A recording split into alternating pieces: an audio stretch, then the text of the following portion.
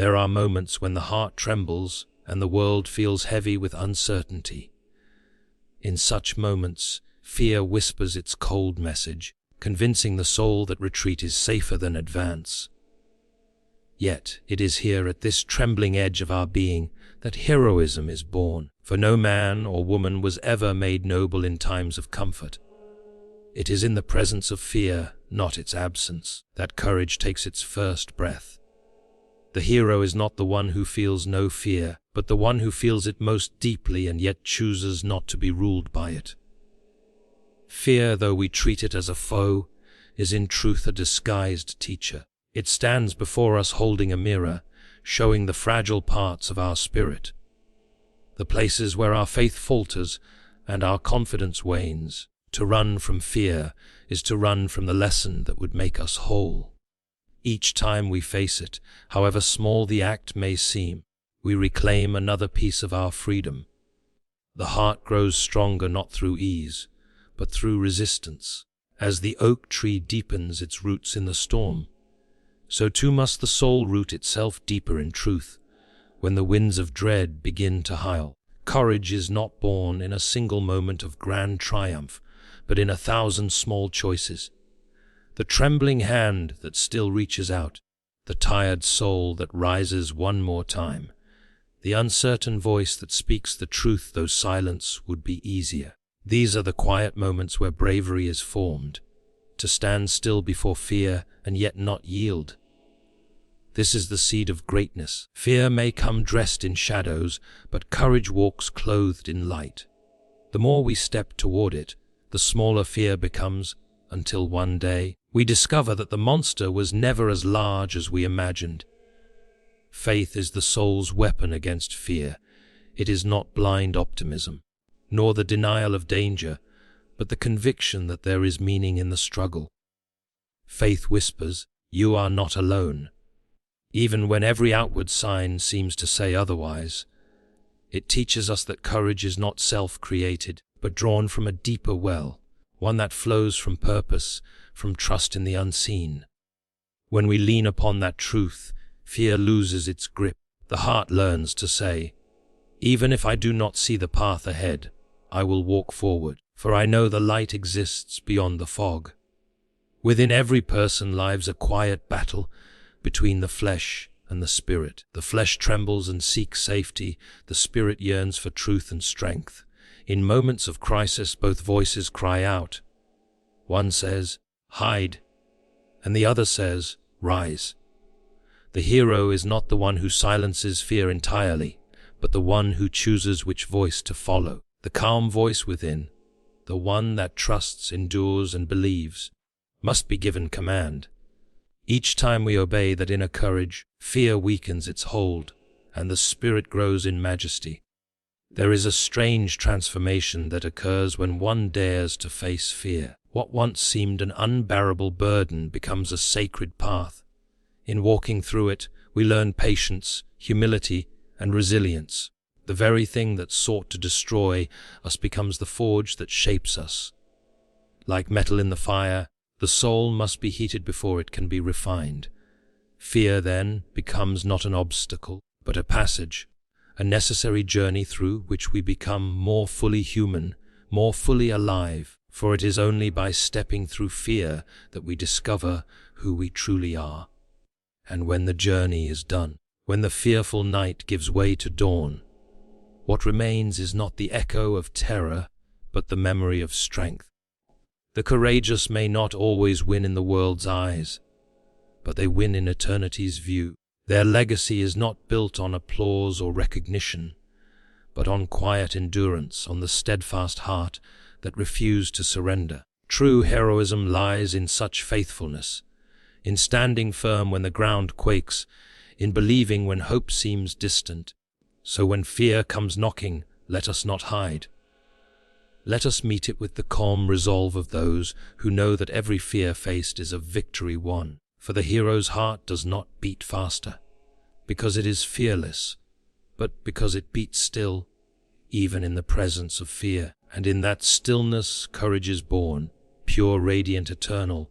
Fear, when examined closely, is not a curse but a companion sent to awaken the soul. It is the shadow that follows every great dream, the voice that asks whether we truly mean what we say we believe. Many spend their lives running from fear as if it were an enemy to be conquered, but in truth, it is one of life's greatest instructors. It teaches without comfort, disciplines without gentleness, and reveals without disguise. The purpose of fear is not to break us, but to expose us, to uncover the cracks in our confidence and the limits of our faith. It points directly to the places within us that remain untested, the corners of our character that have never been illuminated by struggle. When fear rises, it is not merely to torment us, it is to invite us to look deeper, to confront what we have neglected within ourselves. The soul that never feels fear never truly grows, for fear is the fire that tests conviction. Without it, we drift through life unchallenged and unrefined. Imagine a soldier who has never faced battle, a sailor who has never met a storm, a believer who has never doubted. What would their courage, skill, or faith be worth? It is only when fear stands before us that we are offered the sacred choice to flee or to stand. That decision defines who we are. In that moment of trembling, when the pulse quickens and the mind wavers, the lesson begins. Fear strips away the illusion of control and forces us to see what we truly rely upon. It asks, do you trust in your strength, or do you trust in something greater? It humbles the proud heart that believes it needs no help, and it strengthens the meek heart that dares to endure despite its shaking. In many ways, fear is a mirror. It reflects not what we want to believe about ourselves, but what is actually true. When fear shows us our weakness, it does not do so to shame us, but to give us a chance to build real strength. The one who learns to look into that mirror without flinching begins to understand the profound wisdom hidden in fear's design. It teaches vigilance, discernment, and courage all at once. It teaches us to be honest about our limits, yet hopeful about our potential. The lessons it offers are not taught in peace but in discomfort, not in ease but in confrontation. And though the heart protests, these are the very lessons that lead to maturity. For it is far better to be afraid and aware than fearless and blind. Those who treat fear as an enemy often spend their lives imprisoned by it. They fight endlessly to silence it, yet their avoidance only feeds it. But those who approach fear as a teacher learn to walk beside it. They understand that courage does not mean erasing fear, but listening to what it has to say. When fear warns us of danger, we learn prudence.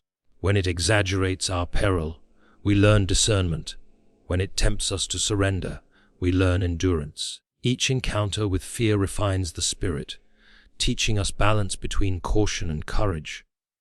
It sharpens our awareness, reminding us that bravery is not recklessness, but wisdom guided by conviction. In learning from fear, we do not become weaker, we become whole. Fear also serves a divine purpose in the shaping of the soul. It reminds us that we are not self-sufficient. When fear grips the heart, our pride falters, and our dependence on something greater than ourselves becomes clear. It drives us to seek strength not merely within, but beyond. This dependence is not weakness, it is wisdom, for the human heart was never meant to stand alone against life's vastness. Fear, in its truest form, points us back to humility, to the understanding that courage is not born of arrogance, but of surrender to higher truth. When we allow fear to lead us toward faith rather than away from it, it transforms from tormentor to guide. It leads us out of self-reliance and into the steadier ground of trust. To face fear as a teacher also means to be patient with its lessons. Growth through fear is never instantaneous. The heart must be stretched slowly, like iron in the fire. Each experience of fear leaves a mark, a trace of refinement upon the soul. Over time, these marks form the character of the brave, They remind us that every trembling moment was not wasted but woven into the fabric of our strength. The pain of fear may linger, but so too does the wisdom it imparts. Those who have endured much fear often carry a serenity unknown to others, for they have learned that fear loses its power when it is faced with calm understanding. They no longer panic when it arrives. They listen, learn, and continue forward. There is a sacred paradox in the nature of fear. What we dread most often contains the seed of our greatest growth. The student who fears failure learns resilience. The parent who fears loss learns love's true depth. The leader who fears responsibility learns humility.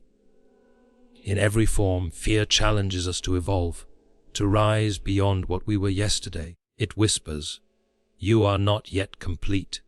And in hearing that truth, we begin the journey toward wholeness. To despise fear is to reject the very process that makes us strong. To embrace it is to allow transformation. Thus, the soul, shaping character in the hidden places where no applause is given and no eye can see. When we finally begin to understand fear as a teacher, its power over us changes. We no longer see it as a storm to survive, but as a wind that strengthens our wings. The presence of fear becomes a sign, not of weakness, but of opportunity. It signals that we are standing on the threshold of growth, that something meaningful waits beyond the trembling. And so, the wise do not pray for fear to vanish, but for the strength to learn from it. For every lesson fear teaches brings us closer to courage, closer to truth, closer to the fullness of who we are meant to be. In that way, fear ceases to be a punishment and becomes a blessing disguised in trembling, a stern but faithful companion on the journey toward greatness. True courage is not found in the absence of fear, but in the decision to act in spite of it. It is the quiet resolve that whispers, "Go on," even when every nerve screams to turn back. The misconception that the brave feel no fear has deceived many into thinking they are weak when their hearts tremble. But the truth is, the bravest souls are often those who feel fear most deeply. They simply choose not to surrender to it. Courage is not the product of immunity to fear. It is the triumph of purpose over panic, conviction over doubt, and love over self-preservation. To be courageous is to move forward while your knees shake, to speak truth while your voice trembles, to hold faith when uncertainty clouds every horizon. Fear is a natural part of human life, a force embedded within us for preservation. But courage begins where instinct ends. While fear tells us to flee, courage asks us to trust, to step forward when safety lies behind. The one who dares to move in the presence of fear experiences a transformation of spirit. They learn that courage is not reckless disregard for danger, but a disciplined strength born of clarity. A soldier who charges into battle without fear is not brave but unaware. True bravery belongs to the one who understands the peril fully, and yet moves forward because something greater calls them onward. The essence of courage, therefore, is not ignorance of danger, but the deliberate choice to face it for the sake of duty, truth, or love. In every great act of history, the same pattern appears. Men and women who felt fear yet refused to bow to it. The reformer who spoke truth against the mob. The parent who protected their child at risk of their life. The thinker who challenged the world's falsehoods. All of them trembled, but none retreated. Fear was their companion, not their master. They understood that to live without fear is impossible, but to live enslaved by it is unworthy of the human spirit. Courage is not the denial of emotion, it is the governance of it. It is mastery over impulse, a conscious assertion of the will over the chaos of feeling. To act with courage is to declare that fear will not dictate the outcome of one's life. The heart of courage is found in choice. Every person stands daily at crossroads where comfort beckons from one side and conviction calls from the other. Fear guards the gate of growth, whispering, "Do not enter. you might fail. Yet, those who cross that threshold, despite the whisper, discover that courage is not a gift bestowed but a muscle developed. Each time fear is faced, courage grows stronger, more familiar, more steadfast. The trembling that once paralyzed the will becomes a signal, not of defeat, but of opportunity. The courageous learn to recognize fear as a signpost pointing toward what matters most. They walk toward it because they know that only through confrontation can they discover the fullness of their strength. Courage, at its deepest level, is born from love. A mother does not rush into danger for her child because she is fearless. She does so because love has overpowered fear. The same truth applies to every act of bravery. The firefighter who enters the flames, the friend who stands up for another, the dreamer who risks ridicule for the sake of truth. Love, in its purest form, gives courage its wings. When the heart clings to something higher than safety, justice, compassion, faith, or truth, fear loses its throne. The one who loves deeply will always be braver than the one who lives only for comfort. Fear may still shout, but love speaks louder, and courage follows love's voice. There is also a humility in true courage that is often overlooked. Many imagine the courageous as proud conquerors, but genuine bravery is rarely loud. It is quiet, steadfast, and deeply humble. It knows fear intimately, and thus does not mock it in others. Those who have faced their own inner storms walk gently with those who still tremble. They do not boast of their courage, because they know it was not born of their own strength alone. They have felt fear's weight pressing on their chest, and have risen only by grace, by faith, by the will to serve something beyond themselves. In that humility lies the truest kind of power, the kind that cannot be shaken by applause or destroyed by scorn. The path of courage is not always one of victory. Sometimes courage means to stand firm even when defeat seems certain. It is the soldier holding his post though the battle is lost, the dreamer persisting through rejection, the believer praying in silence when no answer comes. Courage does not guarantee success, it guarantees growth. For even in failure, the courageous stand taller than before. They learn that bravery is not defined by outcomes, but by obedience to conscience. Every act of courage writes a mark upon the soul, strengthening it for the next trial. Through this slow and often painful process, fear loses its hold, not because it disappears, but because the spirit has learned to live above it. The interplay of fear and courage is the furnace in which character is forged. Without fear, courage would have no meaning. Without courage, fear would have no end. Together they form a sacred balance, a dance that shapes the soul into something resilient and noble. Those who live courageously do not seek to eliminate fear, but to refine their relationship with it. They come to see it as a signal that something precious is at stake, something worth protecting or pursuing. Fear alerts them to risk. Courage teaches them to accept it with wisdom. In this harmony lies the secret to a meaningful life, for no great endeavor, no lasting love, no noble truth has ever been achieved without courage walking hand in hand with fear. To act despite fear is, therefore, to affirm one's humanity at its highest level. It is to declare that we are not creatures of instinct alone, but beings of will and faith. Each act of courage lifts the spirit closer to freedom. It frees us from the tyranny of what if, from the chains of self-doubt, from the paralysis of hesitation.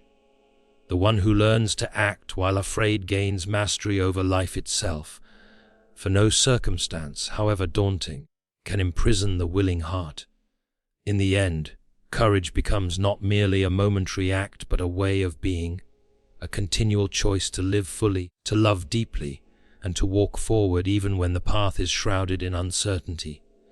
Fear will always walk beside us, but courage will always lead the way.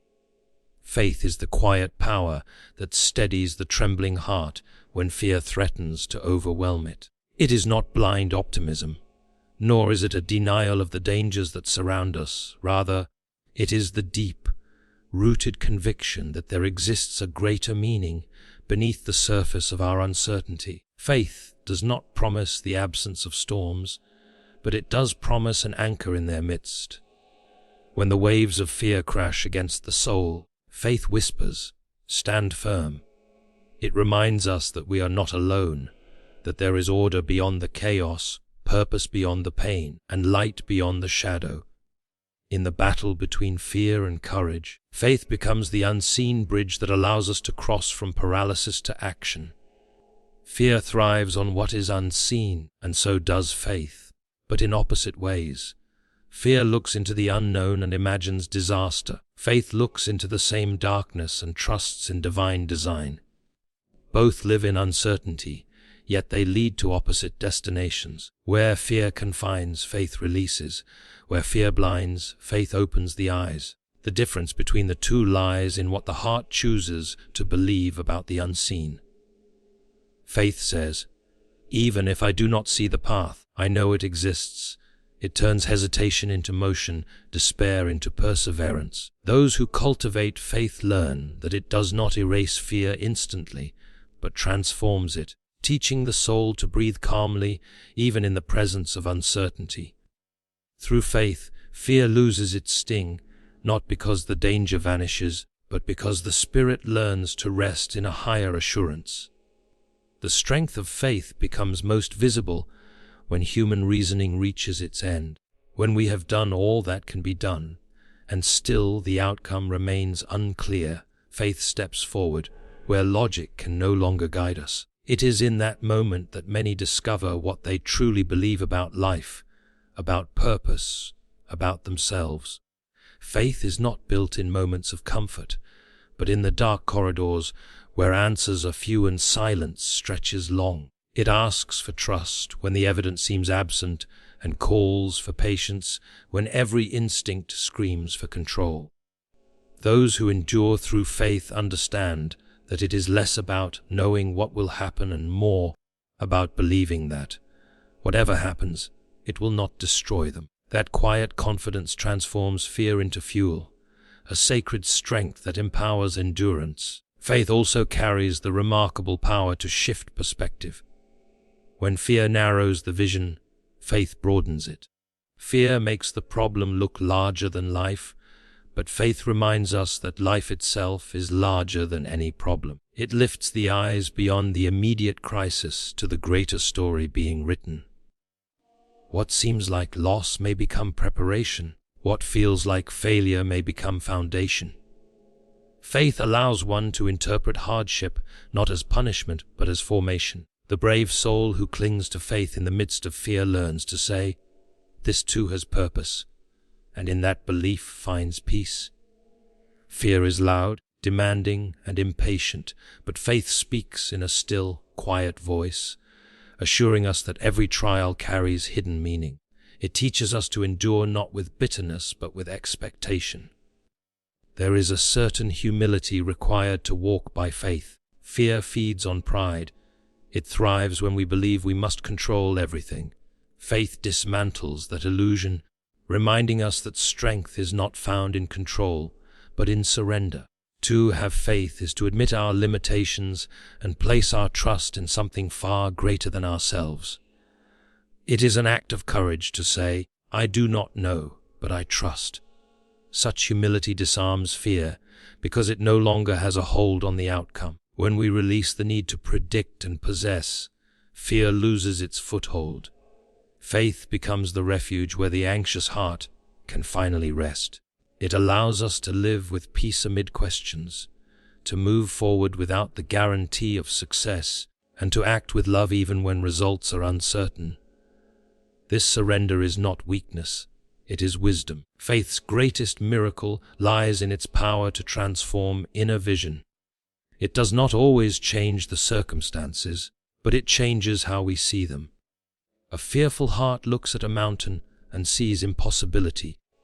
A faithful heart sees the same mountain and whispers, "With strength and time, this too can be overcome." Faith replaces panic with patience, dread with endurance, and despair with quiet hope. It allows courage to take root where fear once reigned. When we cultivate faith, we begin to walk differently, more steady, more grounded, less frantic. We understand that fear can shout, but it cannot dictate our steps unless we let it. Faith grants us authority over fear by reminding us that meaning exists even in uncertainty. At its core, faith is an act of relationship between the human heart and the unseen source of all truth. It is not a theory to be proven, but a living trust to be practiced. Each day it asks us to choose belief over doubt, hope over despair, peace over panic. Fear may speak first, but faith must speak last. It becomes the inner compass that directs us when the path ahead is dark. And as we walk in faith, something remarkable occurs. Fear begins to serve us rather than enslave us. It becomes a signal, not of danger, but of dependence, a reminder that our strength is not self-made but received. Every fearful moment becomes an opportunity to reaffirm our trust, to deepen our resilience, and to strengthen our connection to that which transcends fear itself. Faith also teaches endurance. While fear demands instant relief, faith invites us to wait. The waiting heart, though anxious, learns through faith that patience is not passivity, but quiet strength. Each moment of waiting refines courage, for it is easier to act once than to endure long uncertainty. Faith enables endurance by promising that the unseen is still at work, that what appears stagnant may, in truth, be growing beneath the surface. Through this belief, fear loses its urgency and peace begins to take root. Those who endure through faith discover a kind of power untouched by circumstance, a peace that defies logic, a calmness that stands unbroken even in storms. It is in that stillness that courage fully awakens, for courage is nothing more than faith made visible through action. In the end, faith is the silent defiance of fear. It stands firm when all else shakes. It reminds the trembling heart that there is light even when the eyes cannot see it, that there is purpose even when reason cannot trace it. It teaches that courage does not come from strength alone, but from trust, from the assurance that one is upheld by something greater than fear itself. And when this truth takes root within the soul, the darkness of fear no longer feels eternal, for faith has already kindled its quiet flame within. Within every human being lies a quiet battlefield, a place where two voices are constantly at war. The voice of fear that belongs to the flesh, and the voice of faith that belongs to the spirit. The flesh trembles at the sight of danger, calculating loss, anticipating pain, and clinging to safety. The spirit, however, speaks a different language. It whispers peace in the storm, reminding the soul of truth beyond sight. This inner struggle defines the essence of courage. Every act of bravery begins with this confrontation between the two natures within us. Fear pleads for retreat, while courage, born from the spirit, calls for endurance. The flesh seeks comfort, the spirit seeks meaning. The hero is not the one who never feels the pull of the flesh, but the one who, despite hearing its cry, chooses to obey the still, steady voice of the spirit. This inner division is not a flaw, but a necessary tension that shapes the soul. Without the resistance of fear, the strength of the spirit would remain untested. Just as the muscles of the body are built through resistance, the fortitude of the soul is built through the struggle between the flesh and the spirit. When fear rises, it does not prove weakness, it proves opportunity, the chance for the spirit to lead. Each time one listens to courage instead of panic, the spiritual nature grows stronger and the voice of fear loses its authority. This process does not happen once, but continually, throughout life.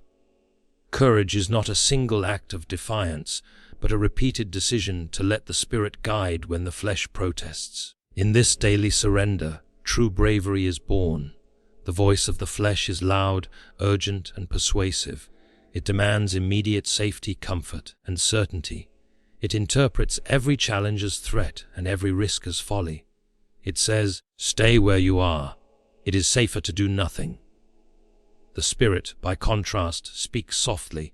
It does not shout, but it speaks with power. It says, "You were not made for safety. You were made for purpose." It reminds us that peace does not come from avoidance, but from alignment with truth. To follow the Spirit requires discernment, for fear often disguises itself as wisdom. It tells us we are being realistic, when in truth, we are being restrained. The spiritual mind must therefore learn to recognize when fear's caution is legitimate and when it is deception. This discernment grows only through experience, by stepping forward, listening, failing, and learning again. The battle between flesh and spirit is most visible in moments of crisis. When life becomes uncertain, when loss or rejection looms, the two voices rise to full volume. The flesh will paint pictures of ruin, the spirit will hold visions of hope.